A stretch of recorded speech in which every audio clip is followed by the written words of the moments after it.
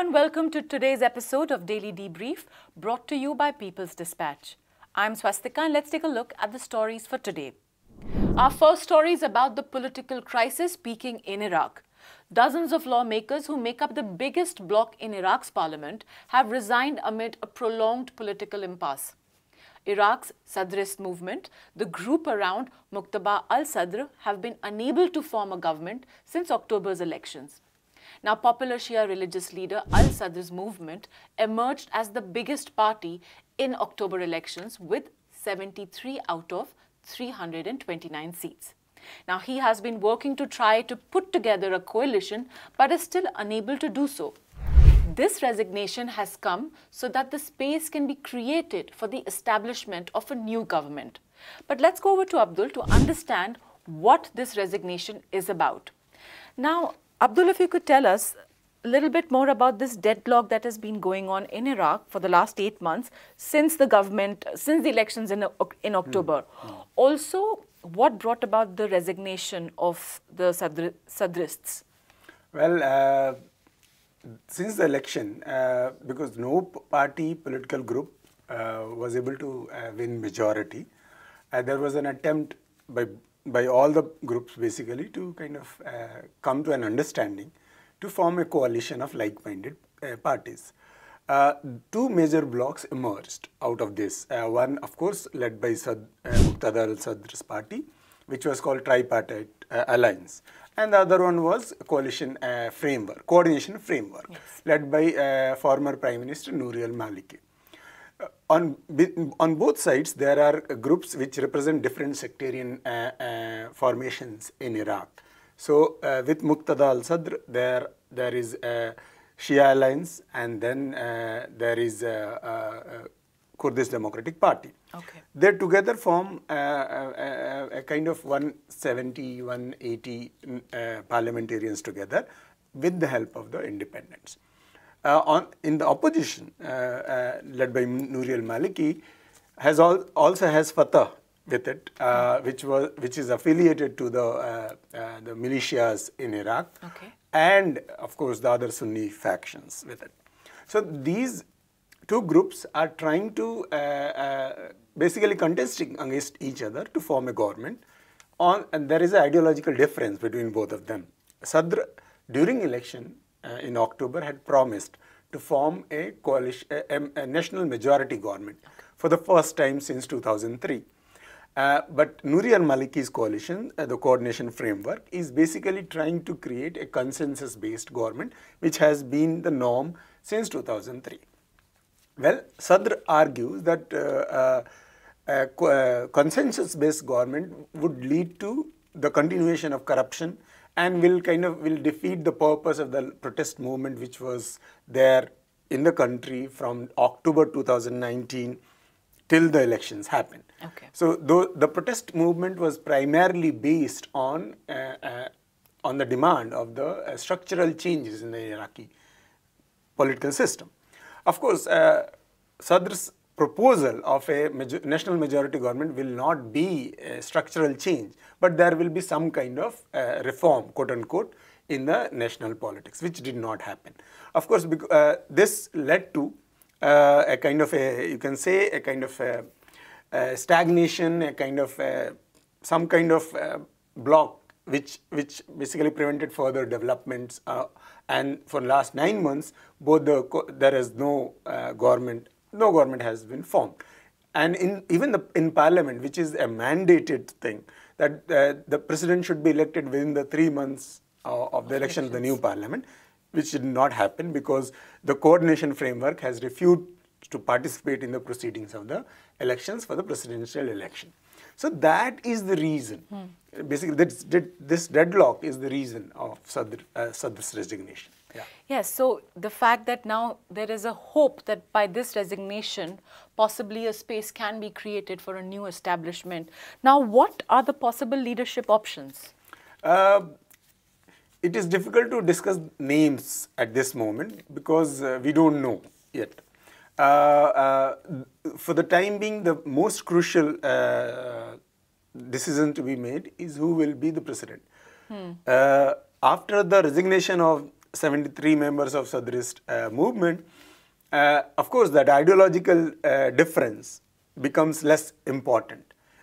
Sadr was the only political formation which basically was vehement about forming a national majority government.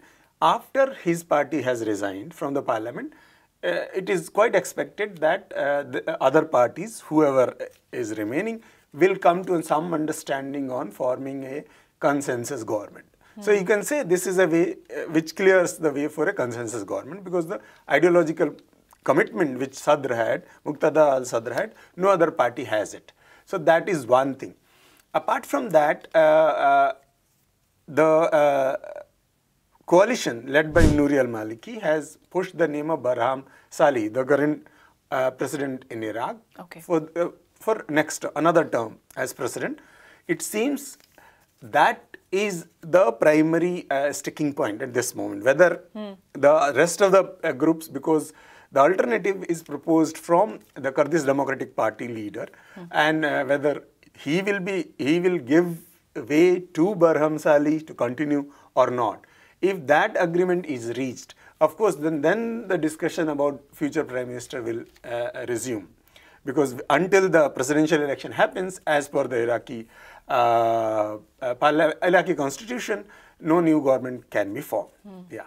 So this is not something that is looking to resolve in a hurry. It may take... Yeah, it may take longer than expected. And I think the deadlock which is going on for 9 months may continue for another few months. Thank you for those details, Abdul. Do stay with us. Moving on to our next story, let's go over to France, where voting began in the first round of parliamentary elections on Sunday. Elections for 577 seats in the lower house National Assembly is a 2-round process. Now, the shape of the new parliament will be clear only after the second round on June 19th. Re-elected to a second 5-year term in April, French President Emmanuel Macron is hoping to obtain a parliamentary majority. However, the highlight has been a strong performance by the left and progressive NUPES alliance led by Luc-Melenchon. Abdul is still with us. Abdul, back to you about what's happening in France. Based on the first round, how would you evaluate the performance of the two blocs?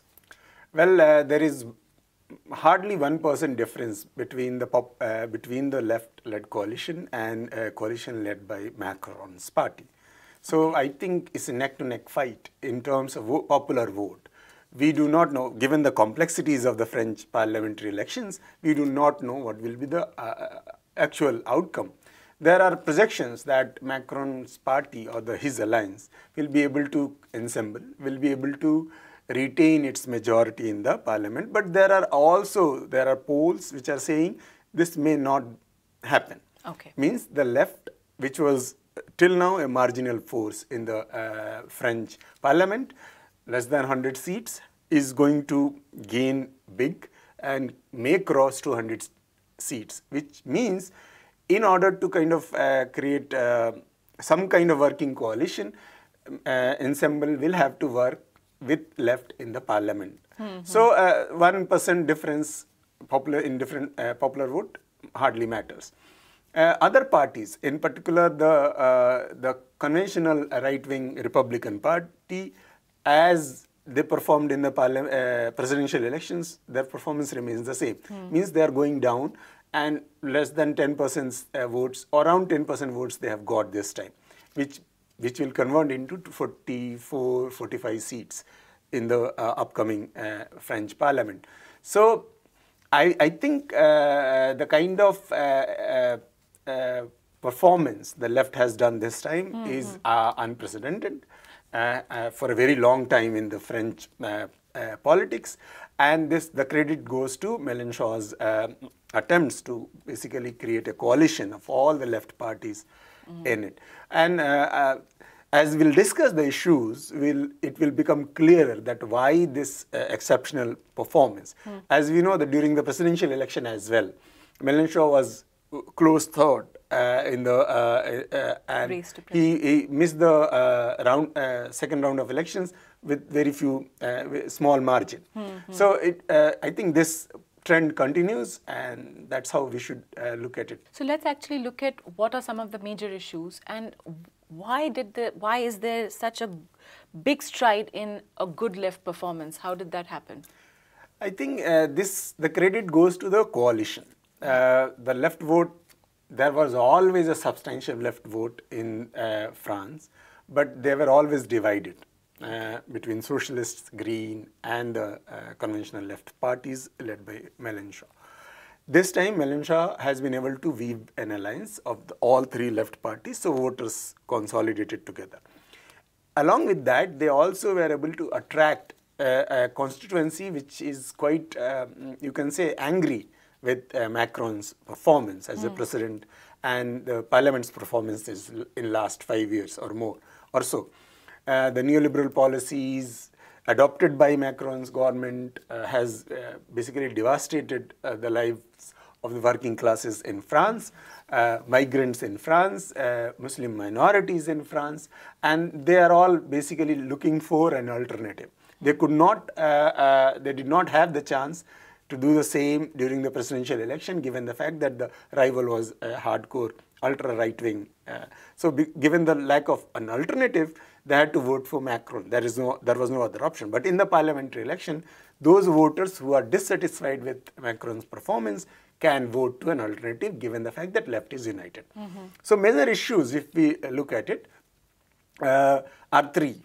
The age of the retirement, which Macron's party is promising to increase from 62 to 65. Okay. In a society like France, that is asking too much from the working class population.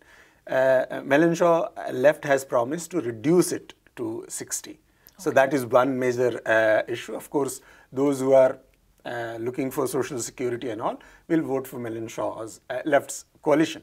Apart from that, there are other major issues which are basically related to the prices. Mélenchon's left coalition has promised to freeze the prices of 100 main commodities which are used by people on daily basis, which is a huge relief given the price rise, particularly after the Ukraine war and other things. We know food prices have gone up, energy prices have gone up, and in that context, it is a huge relief.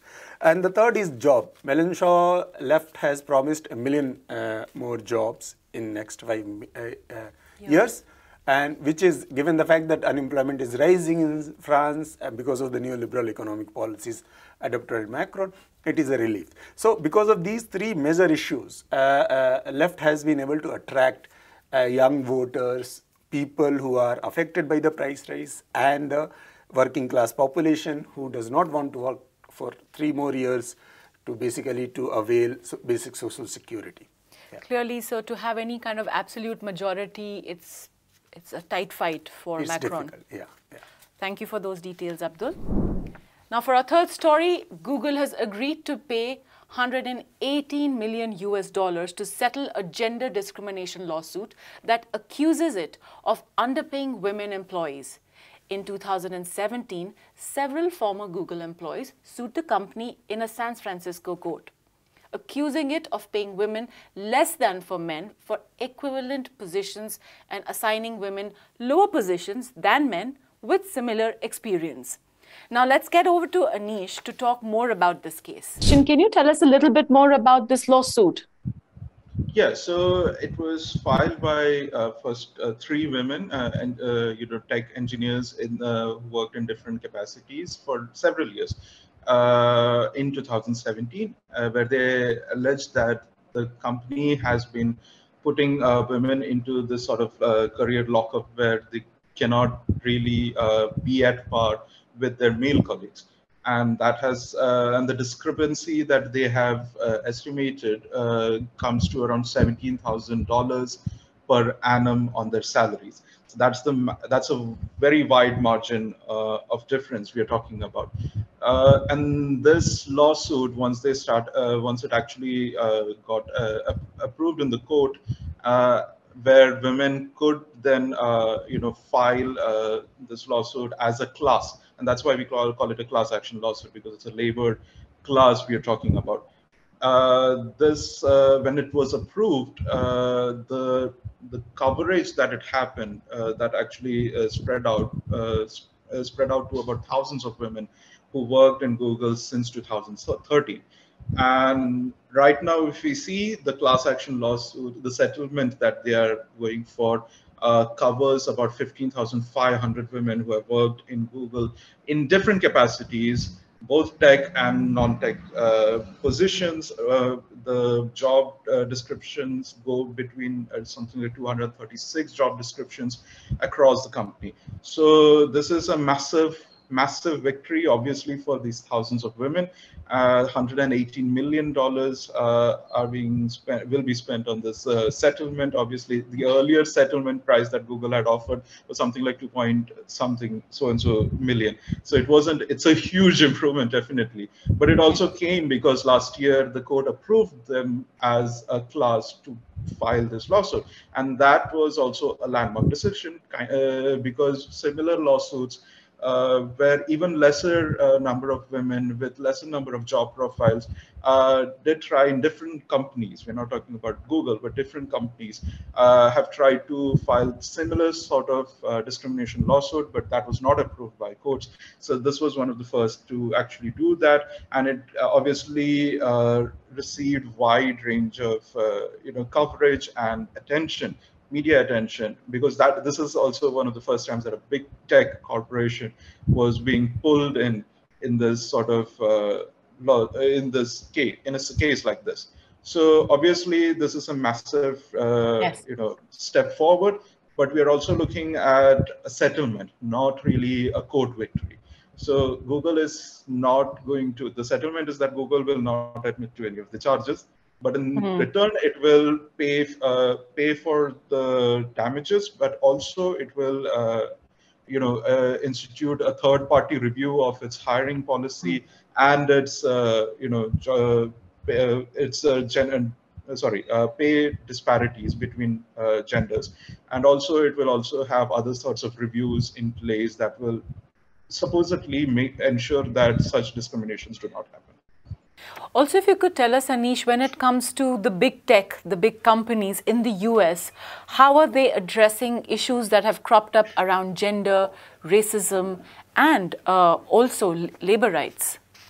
So yeah, one of the most perennial problems with the big tech in the United States is that a lot of these issues that you talked about was never addressed, and there is still this sort of hesitance on the part of the on the part of these corporations to actually take any steps towards addressing them.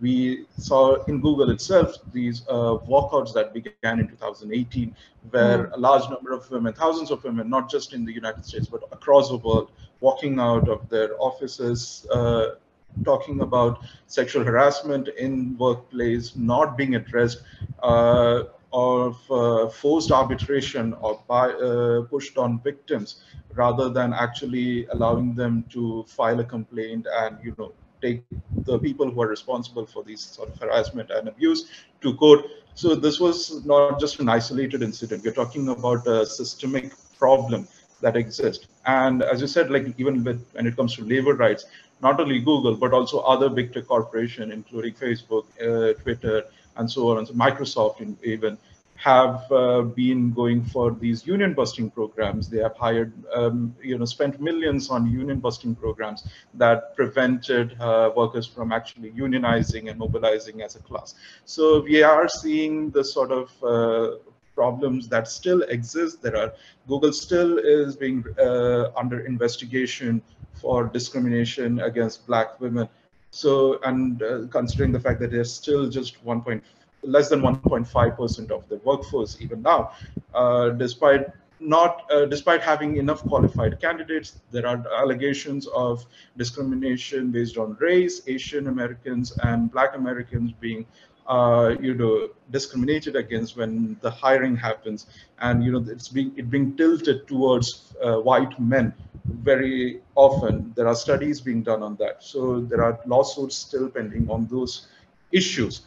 On the other hand, we have workers being organizing in a massive way over the past few years. We saw recently this year the first big tech, the first union being elected in a big tech corporation.